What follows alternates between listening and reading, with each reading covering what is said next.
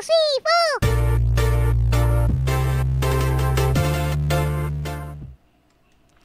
Halo Gunerwan dan Gunerwati sekalian, ketemu lagi ya di channel saya Guner Os. Dan ya, kali ini kita akan membahas tentang masalah yang dialami oleh rival tradisional kita ya. Kenapa saya bilang rival tradisional? Karena persaingan kita Arsenal dengan Manchester United di era 90-an kan ini salah satu highlights IPL lah ya di tahun ya 90-an dan awal 2000-an lah, yaitu Wenger dan Alex Ferguson ya, Sir Alex Ferguson. Itu rivalitas yang menurut saya sangat sangat mengangkat nama IPL juga pada era-era tersebut gitu. Dan ya, ini saya sebenarnya pengen bikin video ini hari ya minggu lalu lah ya, hari Jumat kemarin. Cuman karena dari saya terlalu dekat dengan kemenangan kita melawan Manchester United itu, saya rasa saya takut kalau saya bikin video ini lebih jadi kesannya kayak saya mengolok-olok Manchester United gitu kan. Padahal bukan bukan seperti itu yang saya pengen, karena saya ingin memberikan apa ya, lebih ke pengamatan saya dan opini saya sebagai penggemar sepak bola, bukan hanya sebagai penggemar Arsenal gitu ya. Jadi kalau saya bikin hari Jumat kemarin, jadi ya tadi kesannya kita habis menang terus saya mau ngomong ini Manchester United menghadapi masalah gitu kan. Jadi kesannya kayaknya mengolok-olok sekali. Jadi saya pikir saya tunda. Dan ternyata setelah saya tunda kok malah ada berita tentang Dan Ashworth yang ternyata setelah saya cari-cari lebih detail ternyata dipecat gitu kan. Dan ini bikin geger juga gitu kan, Dan Ashworth dipecat gitu. Waduh. Dan ini juga memang apa ya, mengubah pandangan saya tentang apa yang menjadi masalah gitu kan di Manchester United. Kalau saya bikin video ini hari Jumat kemarin, temanya adalah badai akan datang ke Manchester United gitu loh. Dan setelah berita Dan Ashworth ini, saya berani bilang temanya saat ini adalah badai sudah datang di Manchester United gitu. Jadi badai masalah ini sudah hadir di Manchester United, bukan akan datang lagi. Ini sudah datang. Dan masalah Dan Ashworth ini menurut saya juga membuka adanya apa ya, kebobrokan di sistem manajemen di Manchester United gitu loh ya.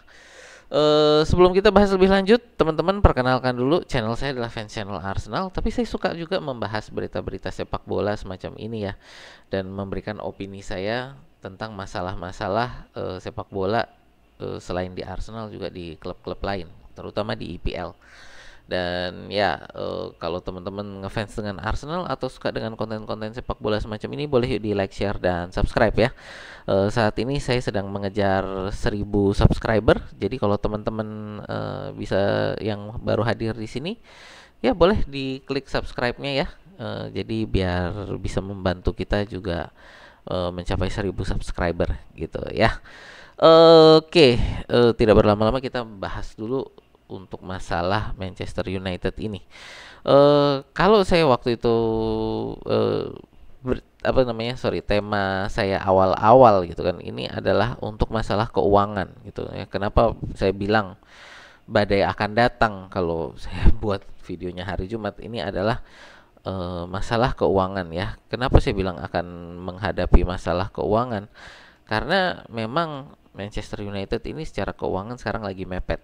Ya, untuk teman-teman yang nggak tahu gitu ya, untuk teman-teman yang nggak tahu, Manchester United ini kan terdaftar di Bursa Efek New York. Jadi apa ya, laporan keuangan Manchester United ini bisa kita lihat. Teman-teman bisa carilah laporan keuangan Manchester United, karena sebagai perusahaan yang terdaftar di Bursa Efek, mereka setiap tahun harus mengumumkan keuangan mereka gitu loh. Jadi setiap tahun harus mengumumkan keuangan mereka, dan teman-teman bisa cek lah. Dan keuangan Manchester United itu setiap tahun laporannya hutang semakin bertambah gitu loh. Jadi pemasukan ada kenaikan tapi tidak sebanding dengan pertambahan hutang yang ada gitu. Jadi semakin tahun, setiap tahun untuk hutang yang dihadapi oleh Manchester United itu semakin tinggi gitu. Jadi ini menjadi satu masalah, dan ya tadi ya makanya saya bilang masalahnya di keuangan gitu ya, bukan hanya masalah kultural, bukan hanya masalah pemain, apa mulai masuk ke masalah keuangan ya. Walaupun ya, kalau mau dibilang gini lah, kita punya penghasilan gede tapi utang kita gede gitu kan, apalah gunanya penghasilan gede tersebut, benar nggak? Kita punya penghasilan let's say 100 juta tapi hutang kita 90 juta gitu, eh ya kalah sama orang yang penghasilannya 15 juta nggak punya utang lah. Anggaplah penghasilan 15 juta nggak punya utang, lebih gede yang mana penghasilannya? Nah itulah masalah Manchester United ya, setiap tahun hutangnya selalu bertambah, bukan makin turun tapi malah makin naik gitu.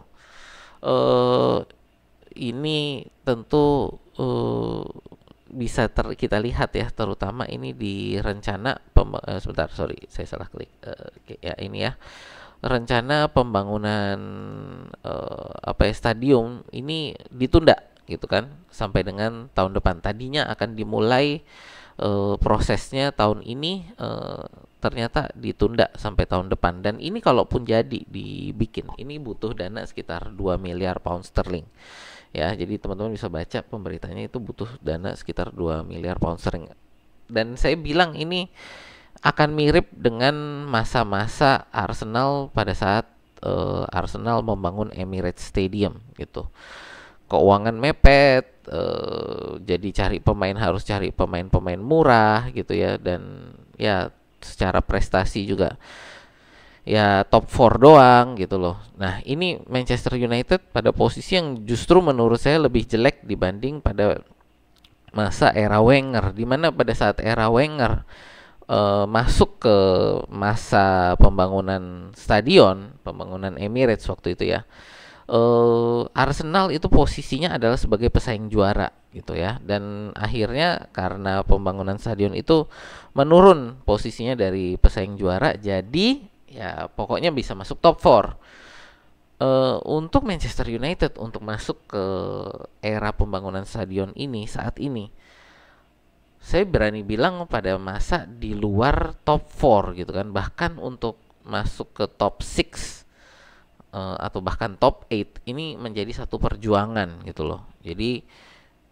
ya nggak, sebagai fans Manchester United yang mungkin nonton video ini harus jujur, untuk masuk top 6 atau top 8 aja kalian perlu perjuangan yang sangat ekstra gitu loh, untuk bisa dapat di Europa League musim depan atau bahkan apa namanya, Conference Cup musim depan. Ini perjuangannya tidak akan mudah ya, karena kita jujur aja musim ini Europa League apakah bisa lolos belum tentu, dan menurut saya juga akan sangat sulit untuk bisa lolos Europa League gitu kan, untuk bisa menang. Jangankan kita ngomong menang, untuk masuk ke 16 besar aja saat ini perjuangannya butuh amat sangat ekstra gitu kan.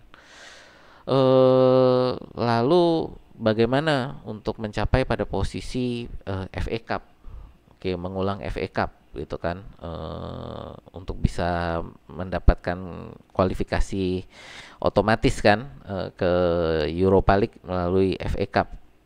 Ini juga akan sulit. Kita ketemu lagi loh ya nanti FA Cup Januari. Walaupun saya tidak bilang kita akan menang, tapi bahwa ini ketemunya di Emirates. Jadi untuk Manchester United menang akan jauh sangat lebih sulit gitu.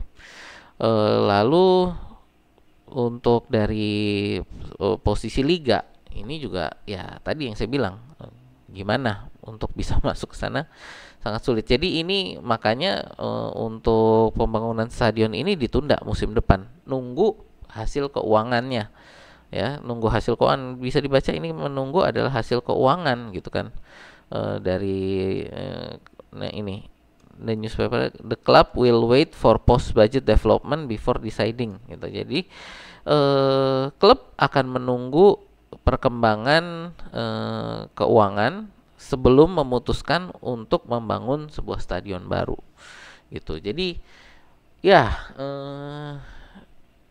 ini masalah yang sangat sulit ya secara keuangan. Jadi apa ya, bersiap-siaplah untuk di masa dimana Manchester United untuk membeli pemain-pemain top itu akan eh, sulit bersaing dengan klub-klub seperti City, Liverpool, Chelsea, Arsenal. Itu akan sangat sulit bersaing, terutama untuk masalah terutama karena masalah keuangan ini.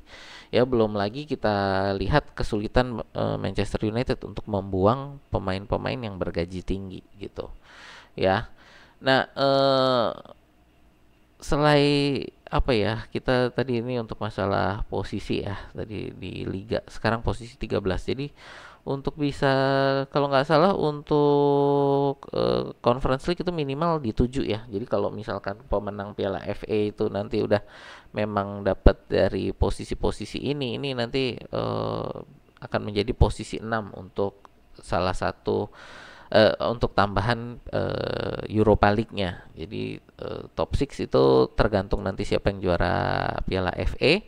Lalu untuk, ya intinya sebenarnya minimal harus masuk 6 ya untuk bisa memastikan bisa ke Eropa. Apakah itu nanti siapapun pemenang Piala FA, kalau bisa mencapai posisi 6 itu udah pasti akan ada mencapai pertandingan Eropa gitu. Nah, itu. Jadi saya mau ngomong untuk masalah keuangan di sini karena untuk di luar posisi 13 ini juga sponsor tentu udah semakin menurun gitu kan. Sponsor udah semakin menurun. Jadi ya ini sesuatu yang perlu diperhatikan juga oleh petinggi-petinggi Manchester United ya, masalah keuangan ini. Untuk nilai sponsor yang menurun, tidak ada uang pemasukan dari Champions League. Ini kan harus menaikkan tiket kan per saat ini dengan kondisi stadion yang bobrok gitu kan. Jadi ya inilah problem pertama. Nah, ditambah, nah ini kan yang menjadi problem saat ini, Dan Ashworth ya dipecat belum 5 bulan. Ya udah 5 bulan lah ya. Dan Ashworth baru bekerja 5 bulan ini sudah dipecat. Dan apa ya, kalau dari saya ini ada beberapa catatan yang menjadi problem yang saya lihat dari pemberitaannya ya. Pertama ini adalah saya pikir Dan Ashworth ini itu memang sepemikiran dengan Sir Jim Ratcliffe ya, kayak England Pride gitu loh. Jadi untuk supaya Manchester United bisa berisi pemain-pemain Inggris dan staff-staff Inggris yang mumpuni lah gitu loh. Jadi England Pride, kebanggaan Inggris gitu. Jadi ya kayak local pride, kalau di kita kan suka ngomong yang local pride.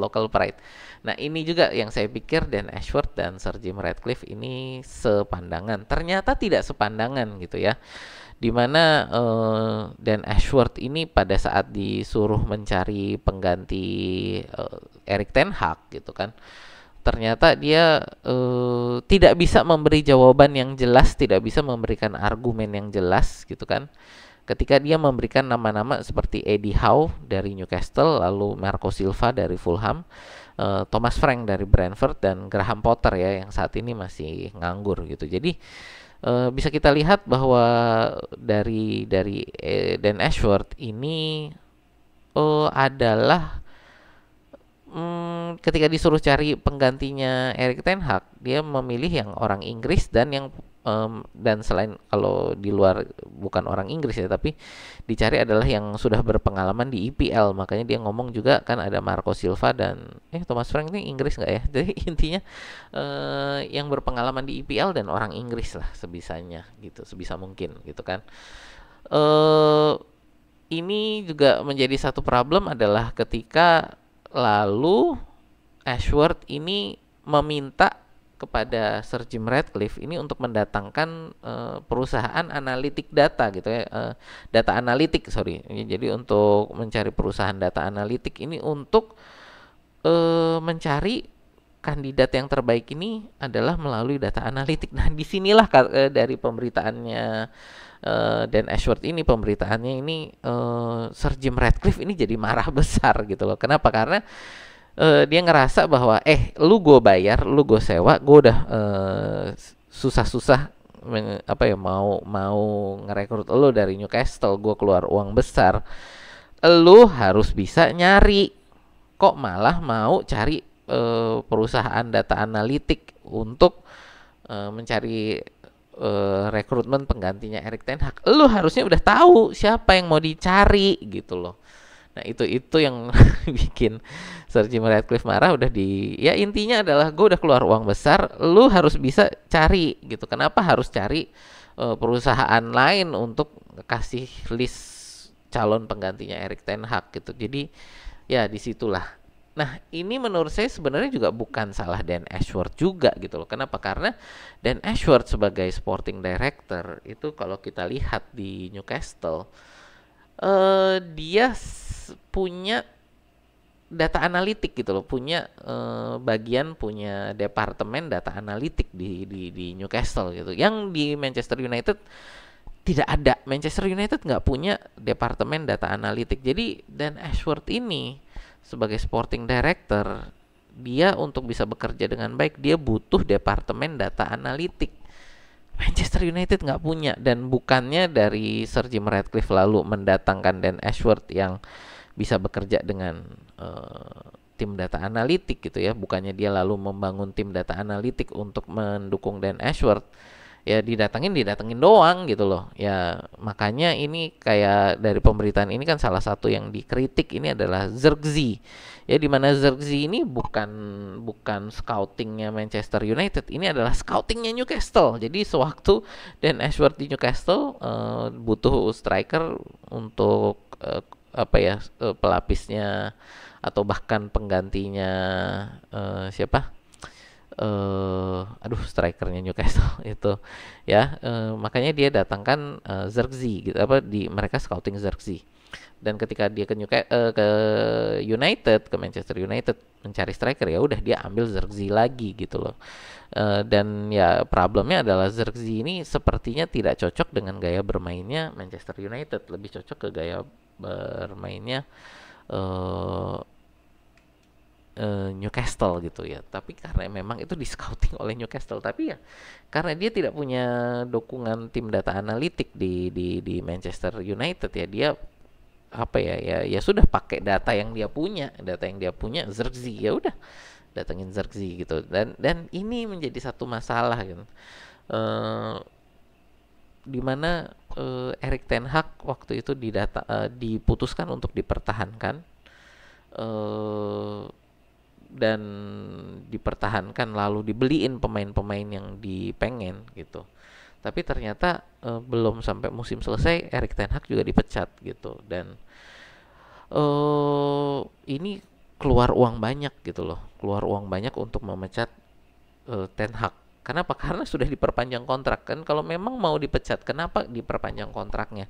Itulah yang menjadi satu pemikiran saya, kenapa mecat Erik ten Hag di saat baru diperpanjang kontrak dan dibeliin lagi pemain-pemain yang dibutuhkan. Bukannya seharusnya minimal didukung dulu lah sampai satu musim gitu kan, sampai satu musim selesai.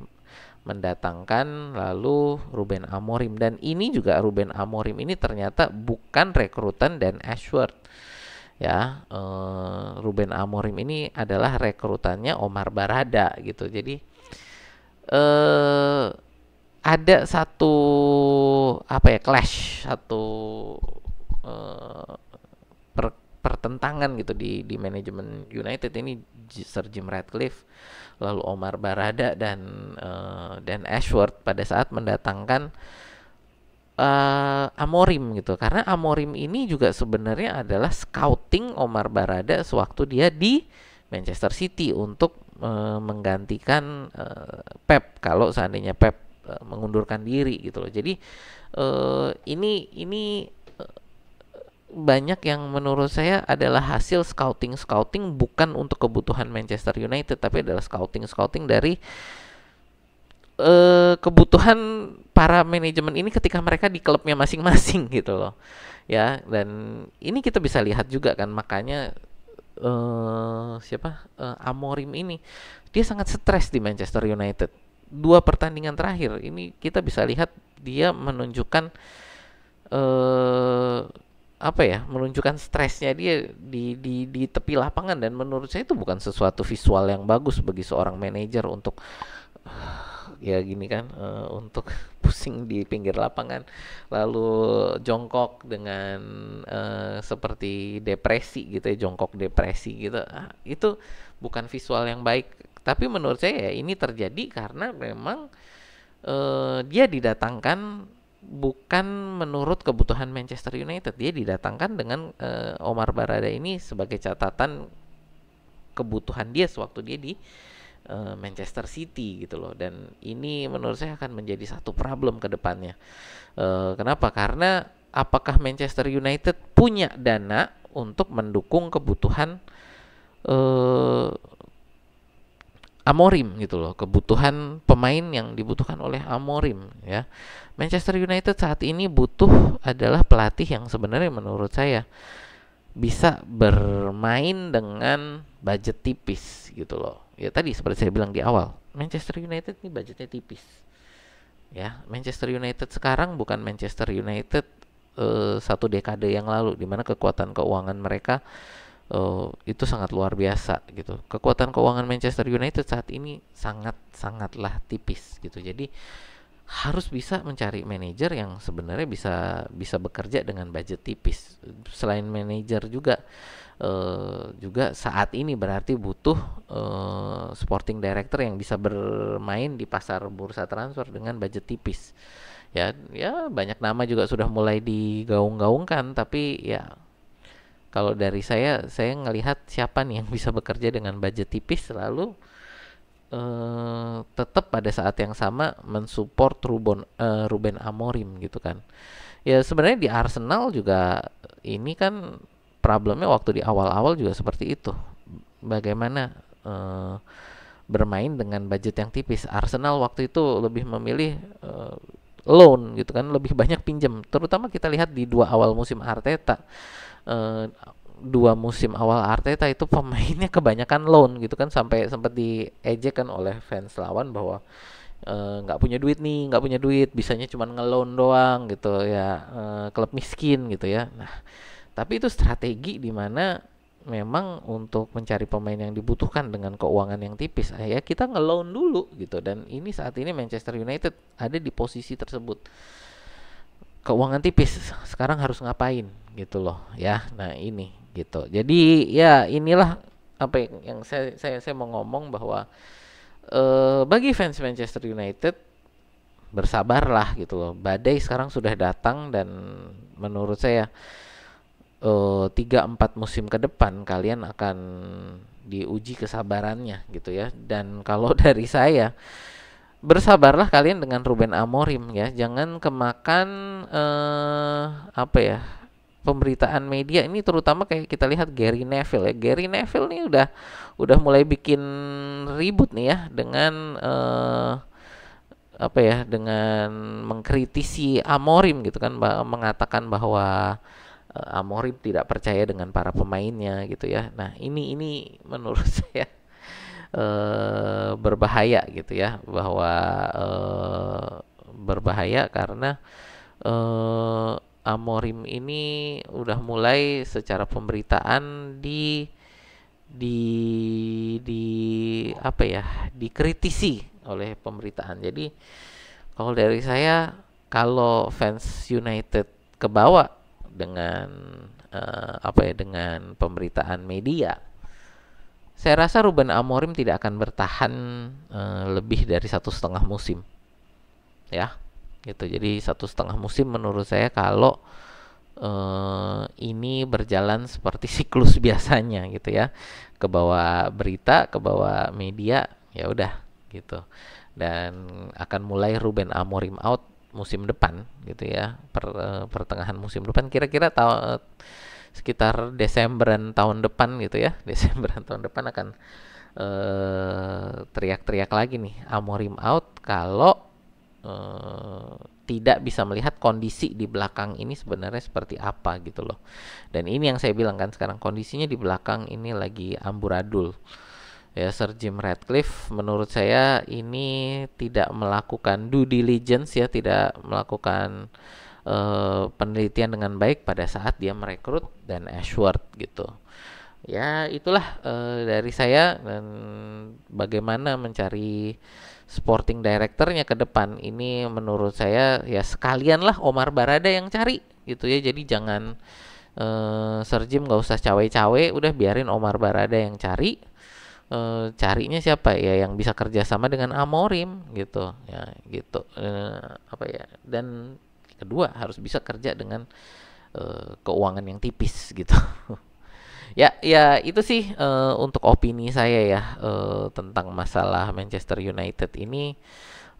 Sudah hampir setengah jam nih ya, agak panjang, tapi ya ini pendapat jujur saya, dan ya kenapa saya tunda sebenarnya kemarin yang pengen saya buat hari Jumat. Jadi hari ini gitu ya. Ya itu aja dari saya. Terima kasih yang udah nonton, terima kasih yang udah like, share, dan subscribe. Kalau teman-teman nonton sampai sini berarti teman-teman suka dengan konten-konten saya ya. Terima kasih. Silahkan di subscribe dan dipencet tombol loncengnya ya. Jadi setiap kali saya upload, teman-teman juga dapat informasi dari YouTube gitu. Itu aja dari saya. Terima kasih. Sampai jumpa di video kita berikutnya.